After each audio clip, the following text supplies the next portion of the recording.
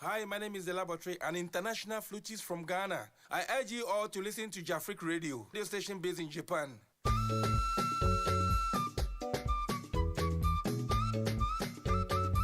This is Jafric Radio. Jafric Radio, Radio mu papa. Jafric Radio, Radio mu kiko. Jafric Radio, Yamamu kasia papa. Jafric Radio, Yamamu futu papa. Jafric Radio, Yamamu kasia papa. Jafric Radio, Yamamu adisra papa. Jafric Radio, Radio, Jafric Radio. Jafric Radio, your number one online radio this station. This is Jafric Radio. Japan. Jafric Radio, Radio Mukiko. Jafric Radio, Yamamu Kasia Bopa. Jafric Radio. This is Jafric Radio.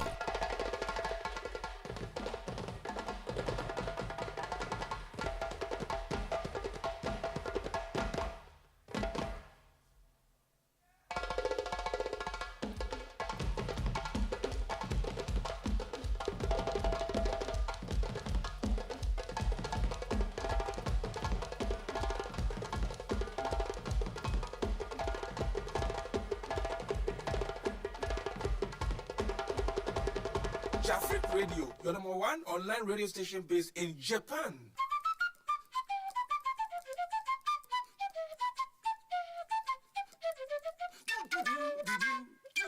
Hi, my name is The Laboratory, an international flutist from Ghana. I urge you all to listen to Jafric Radio station based in Japan.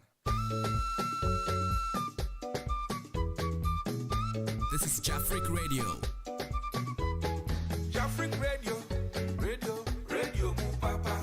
Jafric Radio, Radio mu kiko. Jafric Radio, Yamamu kasia bopa. Jafric Radio, Yamamu futu papa. Jafric Radio, Yamamu kasia bopa. Jafric Radio, Yamamu adisra papa. Jafric Radio, Radio, Jafric Radio.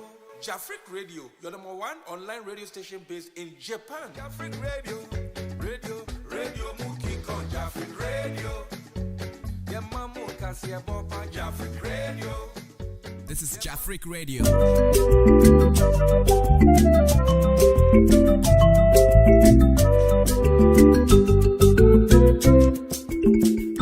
Hello.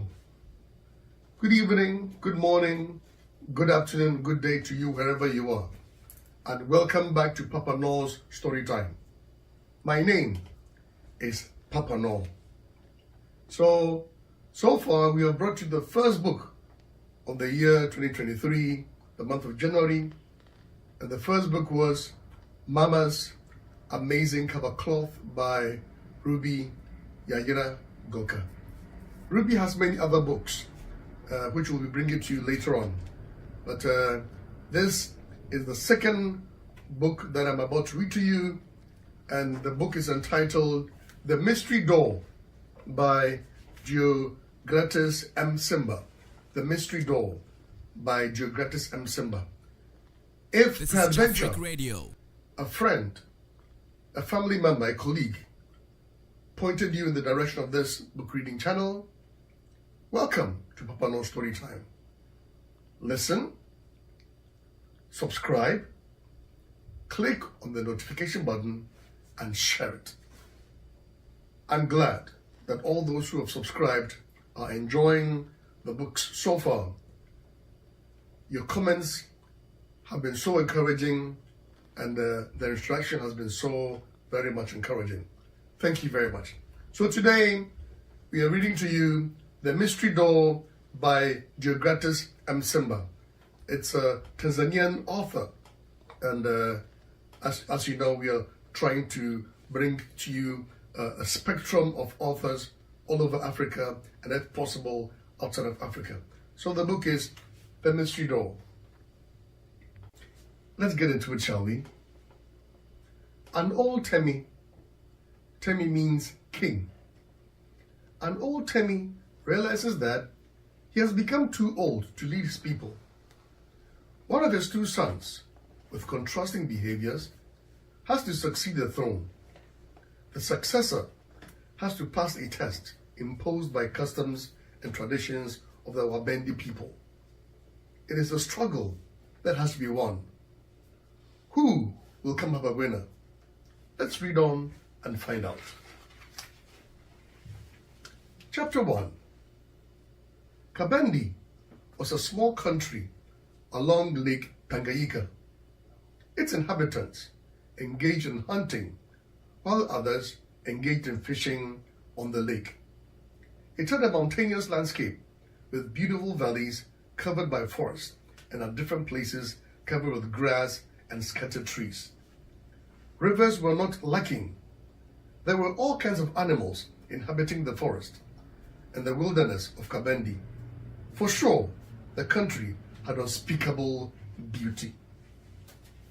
For many years, the people of Kabendi lived in peace and tranquility under the leadership of their Temi, who was known as Kasisa. The Temi had become very old and his health was no longer stable. At his old age, he was sick most of the time. The Temi had 3 children who were now old enough to marry. The firstborn, who was called Mosi, was a great fisherman, and in times of war, he was an excellent fighter. He was, however, very talkative, full of arrogance, self-pride, and looked upon others. The second-born was the only princess, Wakasisa. She was extremely beautiful. It was said that there was no beautiful girl to liken her in the whole of Kabendi land, and even the neighboring ones. People praised her beauty in their numbers. In their evening talks by the fireside, when they were trading items at the marketplace, she was very beautiful. So beautiful. Sakunta was the last born. He was a hunter and a great fighter. People said there was no one in the whole land who could beat him in hitting a target. His aims never missed even a point. He was a quiet person and full of respect for everyone. The big and small people loved and admired him. The fence surrounding the Ikulu, that is the residence of the Temi Kasesa, had 7 doors. Each door stood on behalf of a god worshipped by the Kabendis. 6 of those 7 doors were being opened in turns. For each day, 1 door would be open. The last door, the 7th door, which was much bigger than the rest, had never been opened ever since the children of Temi Kasesa were born. The door had a special task: to take in the new leadership and to take away the old leadership. Chapter 2. After realizing that he had grown very weary and old and was no longer capable of carrying out his duties effectively, Temi Kasesa convened the Baraza, that is, the council of his advisors. Elders of the chiefdom of Kabendi, the main objective of calling you here is to explain to you that I, your Temi, absolute ruler, have become very old. My ability to execute and implement decisions continues to deteriorate day after day. My health is continuously weakening. My days are numbered. I'll depart soon to join our ancestors, owners of this land, the land that we treasure for so much. He paused for a moment, cleared his throat, took in a deep breath, and continued. I have 3 children. 2 of them are males. One of the 2 has to inherit the throne after my departure. He paused, looked around, reading the faces of those who were there. You all know how we get our Temi in our land, because all of us here are advanced in years.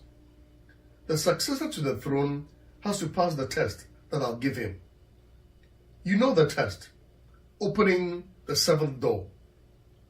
The one who would succeed opening it is the one who will become your new Temi.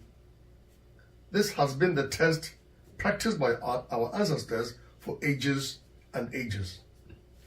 Your Highness, said one Mzi Bunga, after he was allowed to speak by a hand gesture. Thank you, Your Highness, for communicating this to us. We still pray to Limba Iya Fipa, the god of health and life, to grant you good health and long life, so that you may continue enjoying your wisdom. He stopped in order to take a breath. I have one question. How can these young men open the door?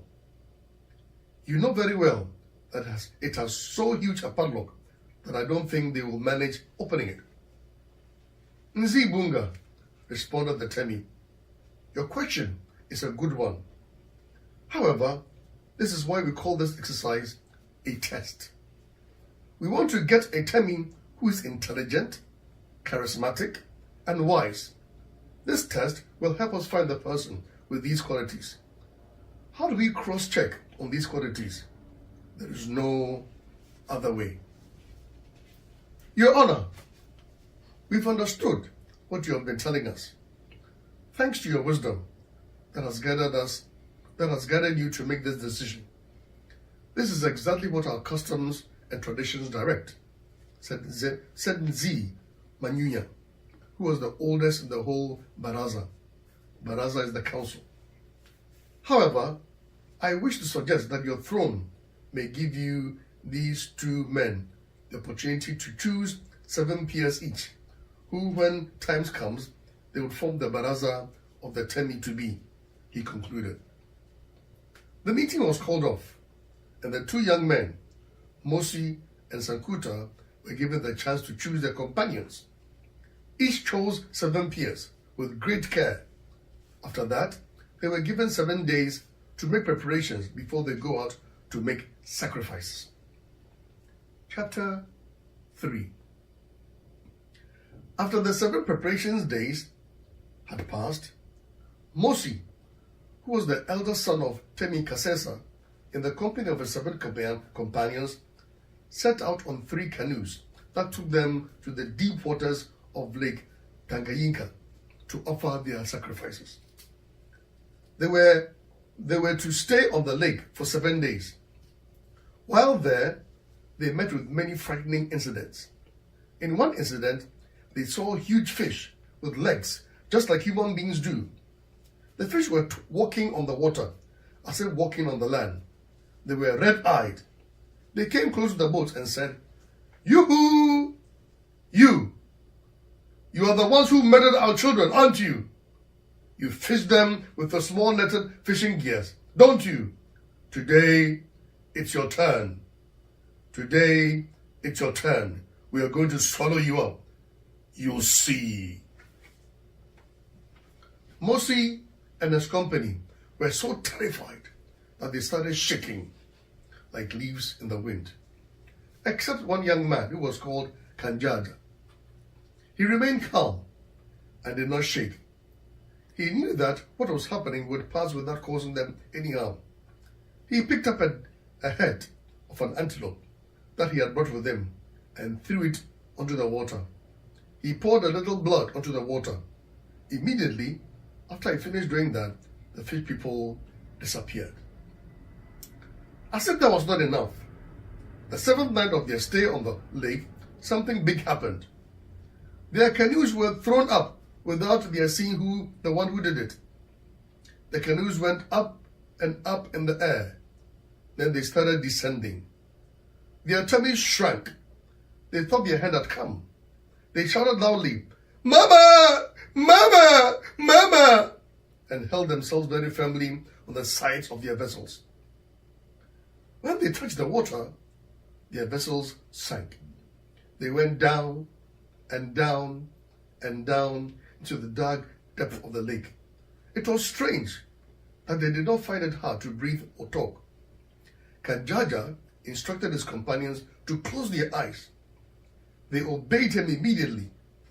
Even Mosi, the king's son, obeyed him. He had no option, and he was filled with terror. Kanjada spat 7 times on his chest. He told his fellows to do likewise. He raised his hand, and at that very moment, the canoes started going down until they were at the normal water level. At dawn, Mosi and his companions started going back home. They were quite afraid that more strange things could happen to them. Chapter 4. Sankuta and his group were in the middle of a dense forest known as Kasimba. Things were not easy for them. They had fought 3 leopards, and one of their companions was badly injured during the attack at the back of his head. Fortunately, Sankuta succeeded to kill all the leopards, and also he had knowledge of herbs that could cure his companions. At noon, when the sun was overhead, they sat under a tree in order to eat their lunch. The lunch was of dried, salty buffalo meat. As they were eating, a sudden thud of a roaring lion reached their ears. All except Sankuta were deeply horrified. His companions, at the speed of light, climbed to the top of the trees that were close by. At the same speed, Sankuta drew his bow and arrow from his right shoulder and set himself ready to face anything. No sooner had he got prepared himself when he found himself in a facing a very strange creature. The creature looked completely like a lion from his waist, but downwards he had human organs. This surprised Sankuta, but he was not shaken. The two looked at each other, weighing each other down. They remained in their position for some time. Then a strange thing happened. The creature drew close to Sankuta with his right hand extended, as if wanting to shake his hands. At first, Sankuta hesitating, asked himself whether he should throw down an arrow at the creature. He, after a while, decided against it. Instead, he also extended his hand, believing that if things were to change, he would fight to save himself. They shook hands. The lion man smiled. The two shook hands, as if they were old friends. The lion man said, "For sure, Sankuta, you will be the new Temi of Kabende Kingdom. I know your wisdom, intelligence, and bravery. You fear nothing, and you're ready to do things that others wouldn't dare to. So don't you worry. You will pass the test without problem." Having finished saying this, he disappeared. The other youth who were on the tree climbed down. They were all afraid. They had heard the talk between the lion man and Sankuta. They gave him a big hug and respect normally given only to the king. They already considered him their Temi. Their journey back home was not a smooth one. It had rained a lot. And when they got to Mwese River, they found it filled with water at the point of flooding. They were to wait for the water to go down on its own. It would take them 2 or 3 hours or 2 or 3 days to cross. That meant they would be late for the test that was to be held the following day. They sat down and discussed what to do. They brainstormed for almost half an hour without getting an answer. Some suggested that they make a canoe for carving a tree trunk. Sankuta was quiet, thinking about something. Carving a canoe would take them several days to complete. Normally, a canoe floats because it has some space on it, and the tree trunk is normally a little bit dry. So he asked himself, if we are to take several dry logs and tie them together, can't we use them to cross the river?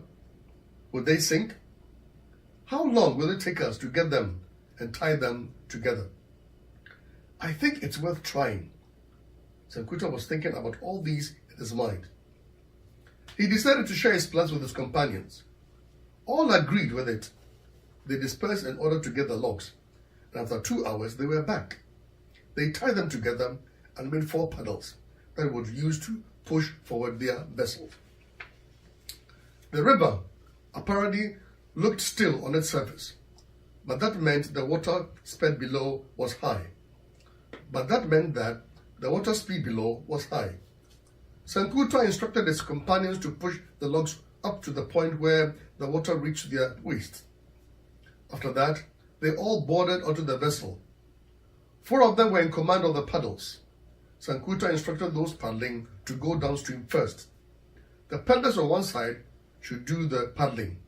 The vessel will start taking a turn, a U-turn, in fact.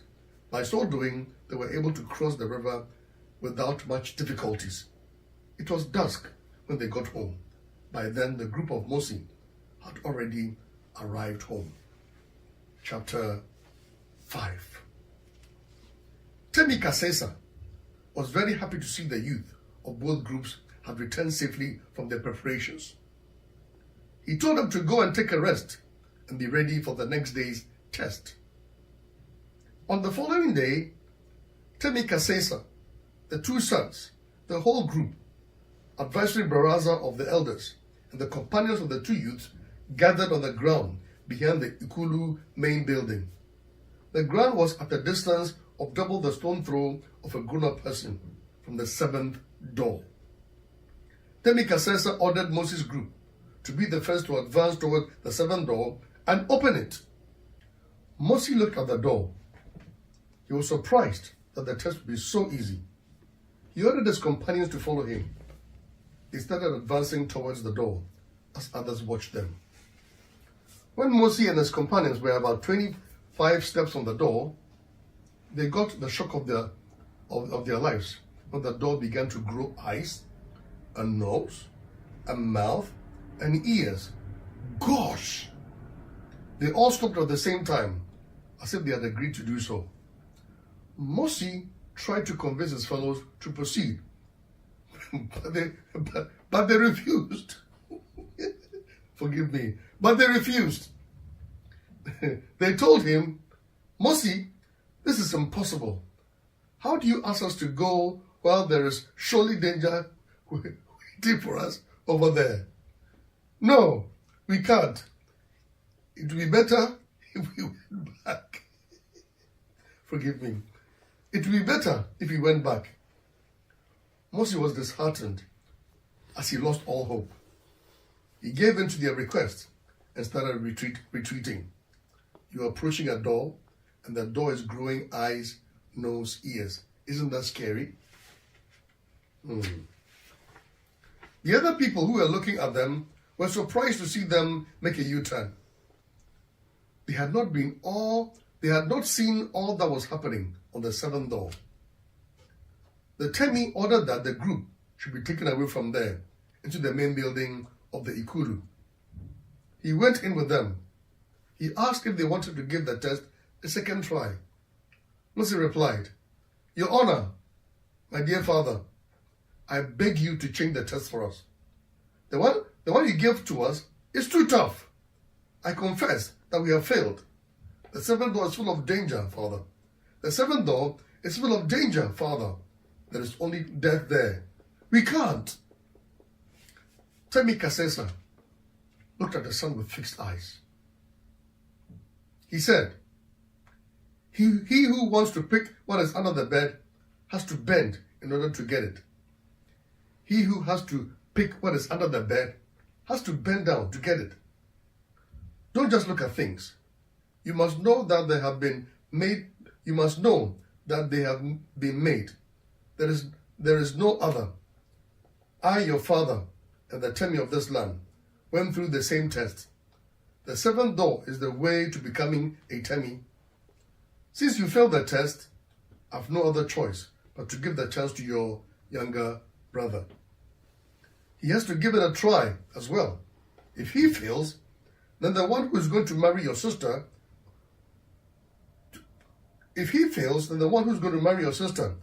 Wakasesa, will have to go through the test first before getting married. Upon passing, he will be the next Temi. After that, the Temi went outside and commanded Sankuta's group to advance towards the door and open it. Like it was before, the other group stood at a distance looking at the young man.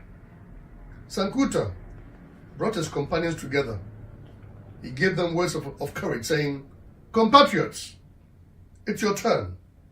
It seems the other group has failed the test. Do you remember the message we got from the lion man in the forest?" "Yes, we do," they responded. "Good. We are the winners. Let's not agree to turn back. We must advance in spite of the dangers that will be ahead of us, right?" "All right, sir," they responded in unison, and immediately started advancing towards the door.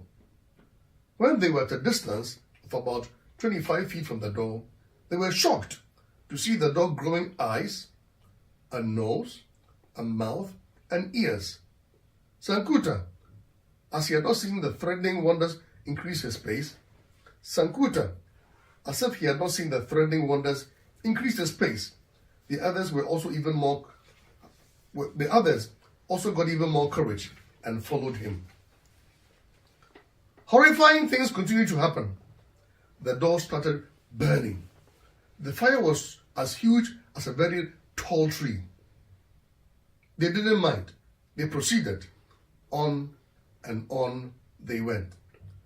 The wonders were invisible to all who were present. They were all filled with terror and worry. Would their children come out alive in all these terrifying things? Would they really manage to open the door, the seventh door? They couldn't get answers to their questions. Sankuta led his group passing through the fire that now surrounded them. When they were in the middle of the fire, Sankuta started a song. "We shall win! We shall win! And win we shall! Let's go! Let's go! Forward! Let's go! We shall win! Let's go! We shall win! We shall win! We shall win!" That is the song Sankuta sang. Let me see if I can create a song. "We shall win! We shall win! We shall win! Let's go! Let's go! Forward! Let's go! We shall win! We shall win! We shall win! Let's go! Let's go! We shall win!" His companions followed him.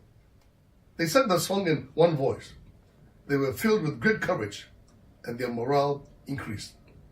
There was no more fear. They had decided to become winners, and now they had won.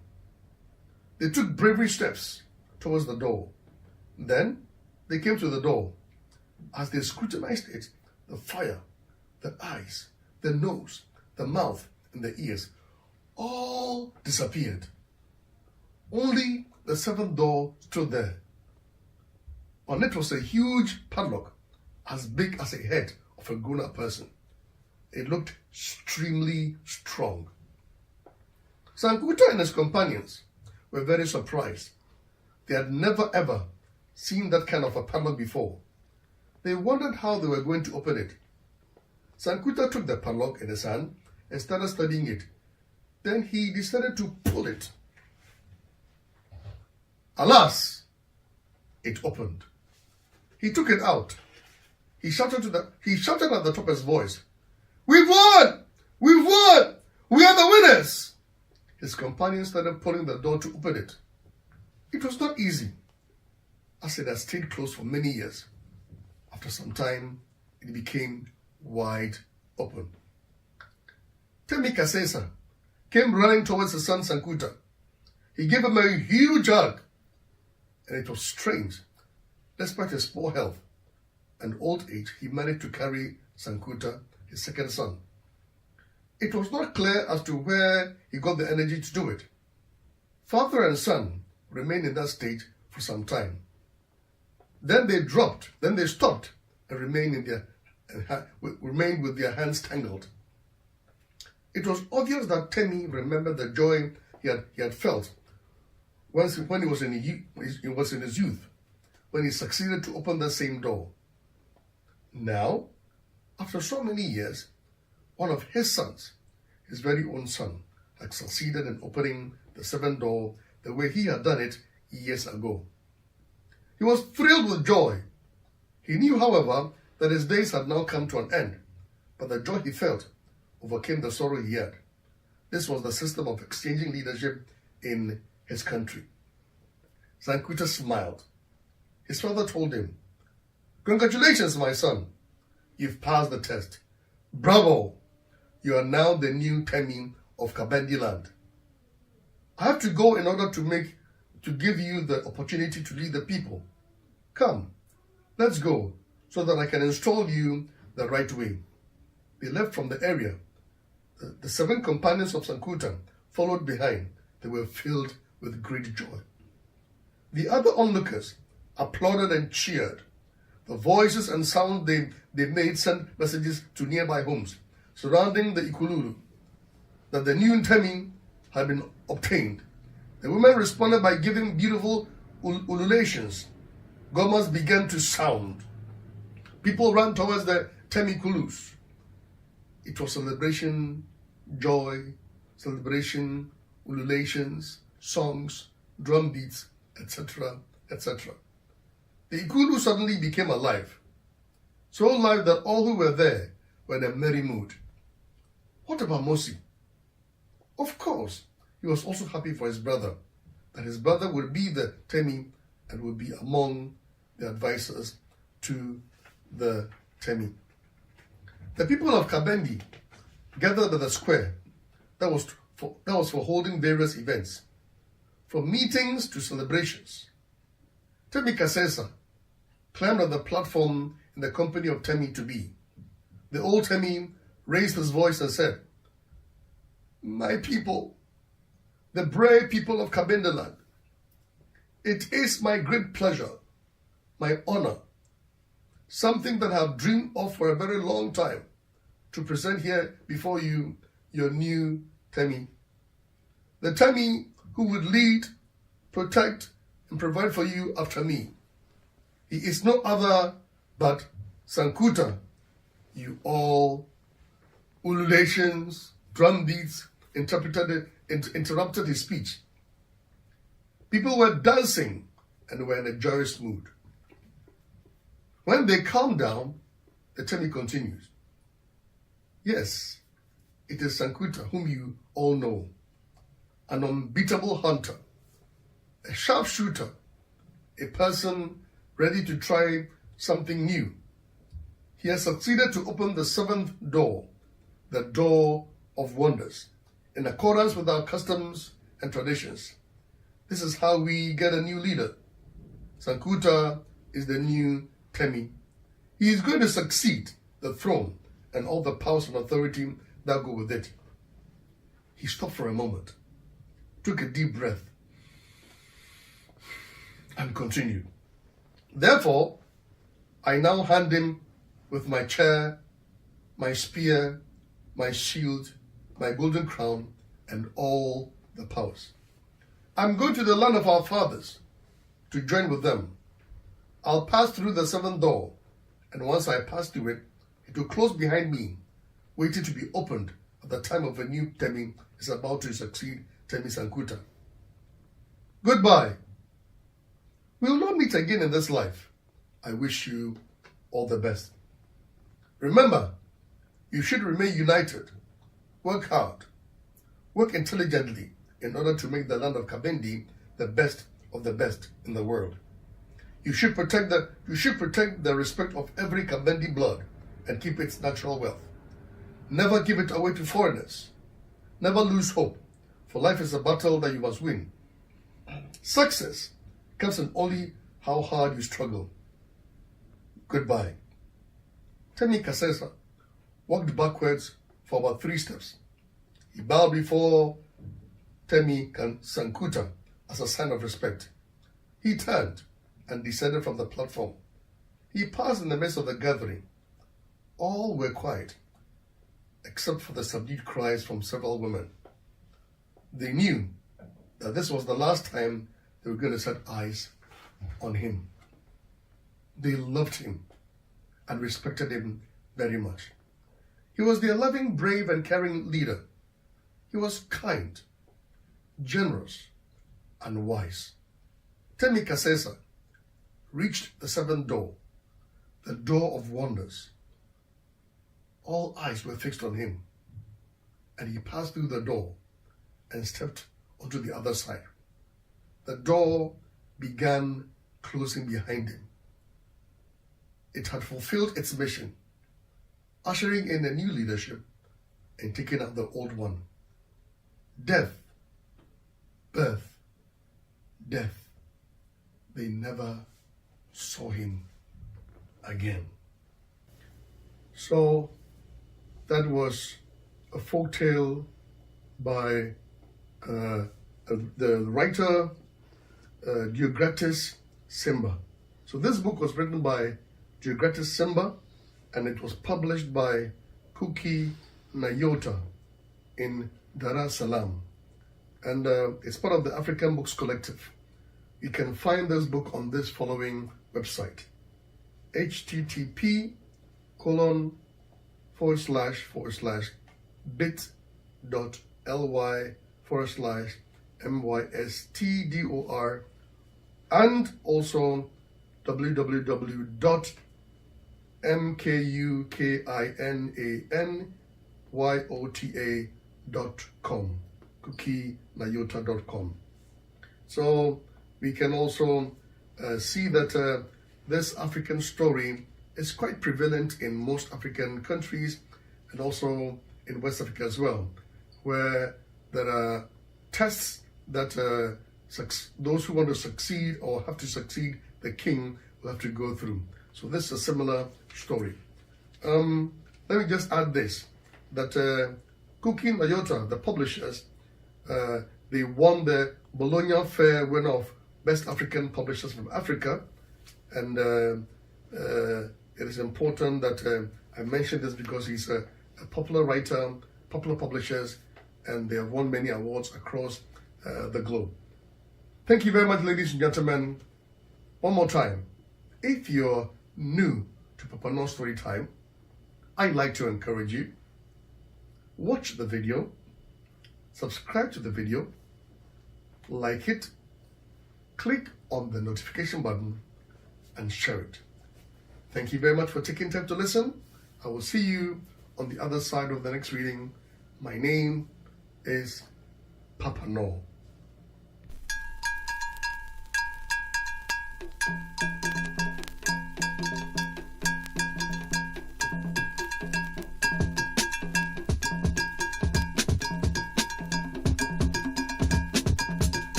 Your number one online radio station based in Japan.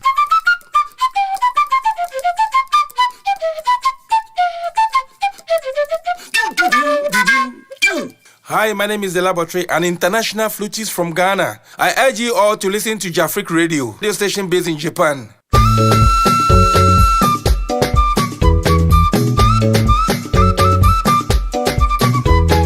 Jafric Radio, radio mu papa.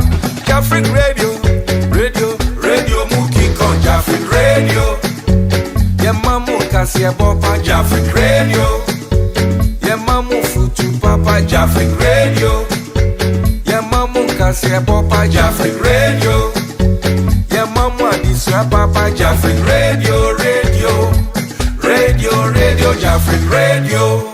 Jafric Radio, your number one online radio station based in Japan. Jafric Radio, radio mukikon. Jafric Radio, yemamu kasia bopa. Jafric Radio. This is Jafric Radio.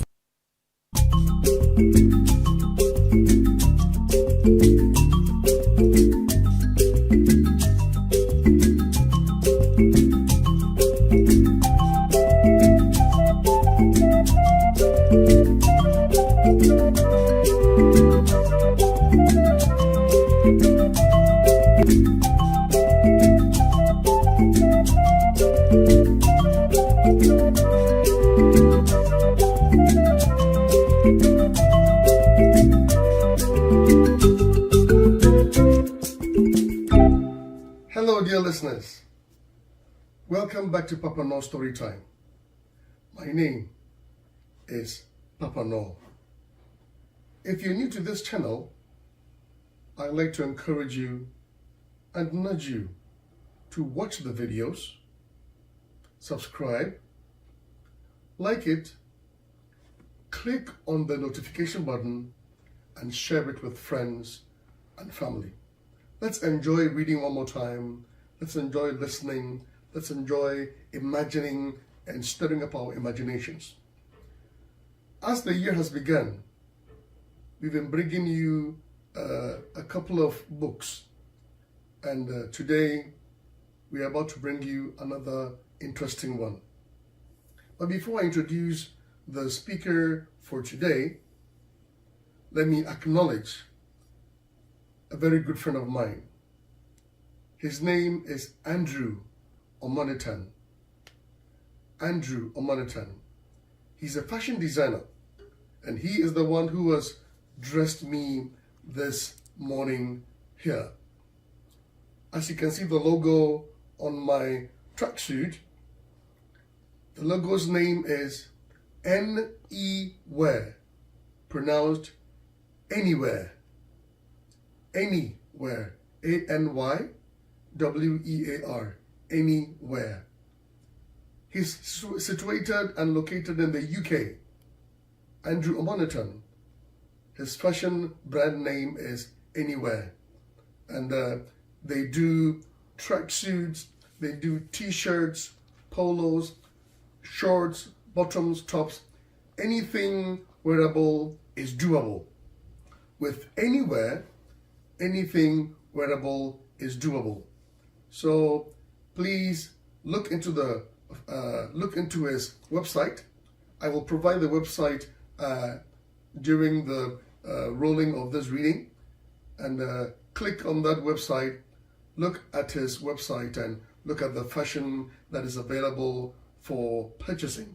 His spring collection is about to be outdoored, so check it out.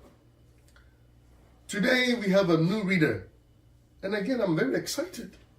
Her name is Harriet. She'll be reading to us a Tanzanian author, and the name of the book is The Mystery of the Inkwa Hill. So, ladies and gentlemen, I give you Harriet. Hello everyone, welcome to Papa-Norr Story Time. My name is Harriet and I am your reader for today. Today's story is entitled The Secret of Inkwa Hill. It was written by Marcus Kamatehar, and so I read. As soon as the train stopped at the station, Muthusi jumped down. He could not wait to greet his grandfather, who was standing on the platform. "Grandfather," Muthusi shouted, running towards the old man. His grandfather smiled and hugged Muthusi. It was the school holidays and Muthusi was visiting his grandfather's farm.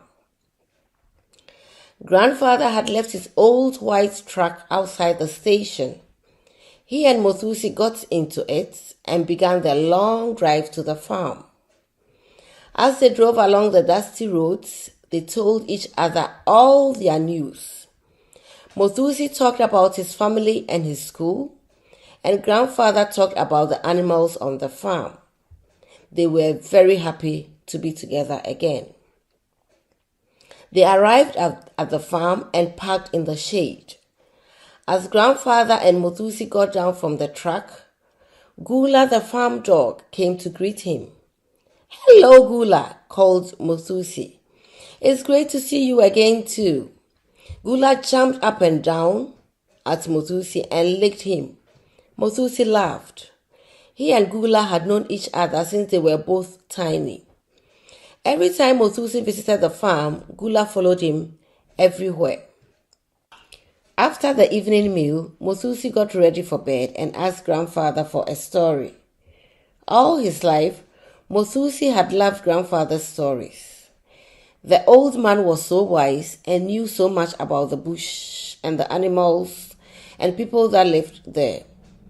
"Please, tell me about the Bushmen again," Muthusi asked. He loved hearing about the Bushmen who had lived in the area hundreds of years ago. When Grandfather finished the story, Muthusi asked if he could look at the big history book. This showed the Bushmen hunting and painting their wonderful pictures. As Muthusi looked at the pictures, he felt as if he was part of the story. He wished he was a great hunter or a painter. He wondered where the Bushmen had lived.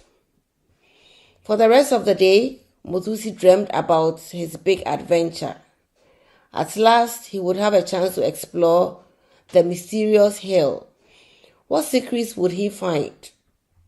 Muthusi wanted to fetch his air gun. He checked that it was working. Muthusi never killed anything with his gun, but he felt safe when he carried it. After all, he said to himself, I don't know what I'm going to find on Inkwe Hill. The next day, Muthusi filled his backpack with sandwiches and a bottle of water. He loaded his gun, he remembered his knife, and put it in his pocket. Then he went to say goodbye to grandfather. Goodbye and good luck, said the old man. Watch out for the Inkwe. Muthusi smiled. He knew there were very few leopards in the bush. It was a 2-hour walk to Inkwe Hill. First, Muthusi had to walk through the kraals. He walked slowly so that he did not scare the cattle. He felt very brave with his gun and his knife. As he climbed over the last fence, there was a noise behind him. Muthusi spun around in fright, but it was only Gula. It was only Gula following him. Oh, you can come too then, said Muthusi, relieved. Muthusi walked on. Every time he turned his head, he saw something wonderful. In the city, he seldom saw such beautiful butterflies, beetles and other insects, or such brightly colored birds. Muthusi thought about how much he loved the bush and wished he could live on the farm forever. I should have been a bushman, he thought. It was nearly 12 o'clock by the time Muthusi reached the bottom of the hill. From there, the hill looked really high. Muthusi drank some water, then he started climbing up the steep slope. Gula climbed too, sniffing and panting. By the time they reached the top, they were both tired out. Muthusi sat down to rest. He took out his sandwiches and shared them with Gula. As he ate, Muthusi looked at the farmhouse in the distance. It really looked small, like a toy, and the animals were like tiny specks. After a while, Muthusi got up and stretched. He felt much better and was ready to start exploring. He looked around for Gula. Where was he? Muthusi called and called, but the dog did not come. Soon, Muthusi became worried. What if a leopard has eaten Gula? He took his gun and began to search over the hill. There was no sign of Gula, not even a paw print. Just as Muthusi was about to give up, he heard a whiny sound behind a big rock. Gula! Muthusi ran over to the rock. There was Gula behind a pile of small rocks, sniffing something on the ground. He still was high in the air. As Muthusi ran towards the dog, he tripped over a branch and fell right onto the pile of rocks. The rocks scattered and Muthusi lay flat on the ground. His knees were so sore and all the breath was knocked out of him. Gula licked his face. I'm all right, said Muthusi to Gula. You can stop licking me now. As he pushed Gula away, he noticed an opening in the big rock. He crouched down and peered into the opening. All he could see was darkness.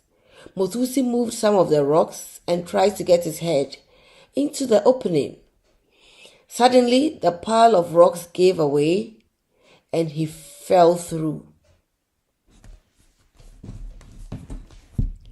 Muthusi tumbled down a slope and lay gasping at the bottom. As he waited to get his breath back, his eyes got used to the darkness. Enough light was coming through the opening for Mothusi to see that he was in a cave. It was about 3 times as big as his bedroom on the farm. Mothusi looked around in amazement. The first time he climbed Inkwe Hill, he found one of the secrets. Then he heard loud barking from outside. "Okay, Gula," he called, "I'm coming." Mothusi got to his feet. He decided to look round the cave before he left. Perhaps it could be his own secret place. As he got closer to the walls, Mothusi noticed they were covered in markings. He looked more closely and realized that they were paintings. Paintings! Suddenly Mothusi thought of the bushman stories grandfather told him. He remembered the pictures in the big history book. "These are bushman paintings," he exclaimed. "Could the bushman have lived in this cave?" Mothusi gazed at the pictures. He was lost in thought. He didn't even hear Gula barking. "This is history," he thought. "And I discovered it. Everyone will want to see these paintings. They will pay me to tell my story. I'll be on the television. I'll be famous." Mothusi could not wait to tell grandfather the fantastic story and secrets he had discovered. He climbed out of the cave and shouted to Gula, "Come boy, we're going back." Mothusi picked up his backpack and ran down the hill. He was thinking about his fame and fortune. Gula ran next to him, thinking that they were playing a game. They ran until they were out of breath and had to rest. But Mothusi was soon up again and hurrying towards the farm. When they reached the kraal, they dashed through, scaring all the cattle. Mothusi was too excited to slow down. Grandfather was sitting at the steep reading a book. He looked up as Mothusi leapt over the fence. "Mothusi," said grandfather in surprise. "Whatever is it? Why are you back so soon? Have you seen the Inkwe?" Mothusi laughed, still out of breath. "No leopards, grandfather," he said, "but something much better." Grandfather put down his book. "You had better tell me about it," he said, "but get your breath back first." Mothusi could not wait. "You won't believe this, grandfather," he gasped. "It is fantastic. I've discovered a cave where the bushmen used to live. Their paintings are all over the walls. Let's tell everybody.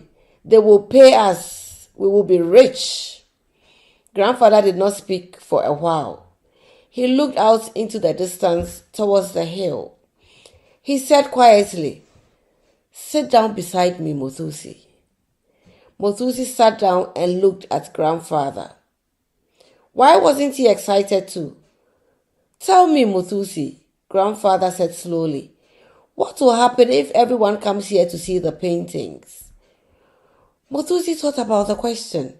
He remembered the wisdom of grandfather's stories and his love of nature. Mothusi was silent. "I will tell you," said grandfather sadly. "Many people will come here. They will drop rubbish and scare away the animals. They will want to build better roads. We will have no peace." Mothusi imagined the quiet land trampled by people and vehicles. He saw the cave opened up. He saw the bushman paintings ruined. After a while, he said, "You are right, grandfather." The old man smiled. "You may not be famous, Mothusi," he said, "but you will still be important. You will guard one of the treasures of this land." Mothusi smiled back. "Yes," he said, "and one day I will tell my grandchildren the secret of Inkwe Hill." Thank you for listening to the mystery of Inkwe Hill. Once again, my name is Harriet, and I hope to see you soon. Bye. Bye, Harriet. Thank you very much for taking time out of your busy schedule to do this for us. I really appreciate it because I know you're a very busy woman. Thank you very much. Ladies and gentlemen, I hope you enjoyed the secret of Inqua Hill, how we ought to preserve and conserve our heritage, either as Africans, Latin Americans, British, wherever we are in the globe, wherever we are on the continent, we ought to preserve our heritage and that which our ancestors left for us. Thank you very much for passing by to listen to this story time again. And if you're new to this channel, if perchance somebody directed you here or you stumbled upon this video, my handle is youtube.com/@Papa-Norr.com. Please watch the videos, subscribe, like, and click on that notification button. Click on it. Once again, I am dressed up by Anywhere. Andrew Omonatan is his name. He lives in the UK, and his spring collection is about to be outdoor. It's about to be rolled out. So please check out his spring collection. The name again is N-E-Wear. N.E and then W-E-A-R. N-E-Wear, pronounced Anywhere. Anywhere. Ladies and gentlemen, thank you very much. My name again is Papa-Norr.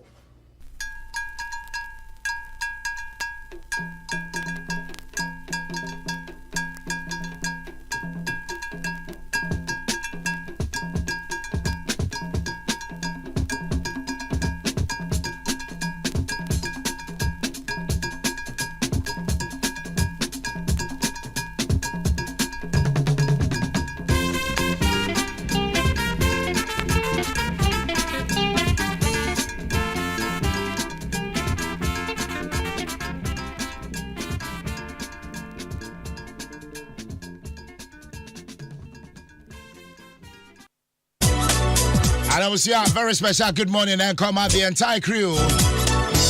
Nana Yao Pop and the entire crew. Jafric Radio Japan, good morning. We love you. Congratulations on your launch. In fact, with all the pictures, the videos. Oh my God. Lovely. Jafric. In fact, display Ghana. Ah, my goodness. My goodness. Kente Papa. Kente Papa. Ah, in fact. We love you. We love you. Yeah. Jafric Radio. Yeah, Jafric Radio. Ghana, they shall Japan, And as well. Emma Jafric Radio. California, my phone, and can pop. One touch. Your mom also they have our support. Sure, yeah. Definitely. We there your back, bro. God day we there. And you way more fendi asakakra. And as well, your corner is smooth, easy crowd.